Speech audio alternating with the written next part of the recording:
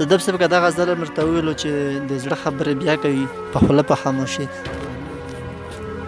ډېره مننه ملیاره. نو دا غزل ډېر لکه ما فعلا لیکلی و که نه، که څه غلطي وي پکې نو بخښنه غواړم. نو وایي چې د زړه خبرې بیا کوي په خوله په خاموشۍ، د زړه خبرې بیا کوي په خوله په خاموشۍ، او راګوري چې جانان راته کاږه په خاموشۍ. مننه. د زړه خبرې بیا کوي په خوله په خاموشۍ، او راګوري چې جانان راته کاږه په خاموشۍ.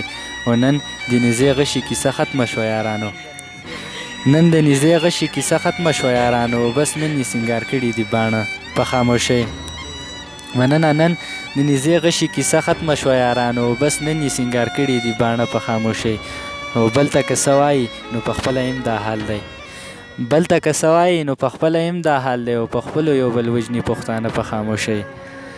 مننه. بل ته که څه وایي نو پخپله هم دا حال دی، او په خپلو یو بل وژني پښتانه په خاموشۍ. او په پیله ځل خواږه وي په خواږو به نه تېروځي، په پیله ځل خواږه وي په خواږو به نه تېروځي، او په دویم ځل بې خورې د لاس تراخه په خاموشۍ. مننه. په پیله ځل خواږه وي په خواږو به نه تېروځي، او په دویم ځل بې خورې د لاس تراخه په خاموشۍ. او مخکې سیف الله اوس په صدف باندې بلل شم، مخکې سیف الله اوس په صدف باندې بلل شم، دې وخت را بدله کړه نامه په خاموشۍ. مخکې سیف الله اوس په صدف باندې بلل شم، دې وخت را بدله کړه نامه په خاموشۍ.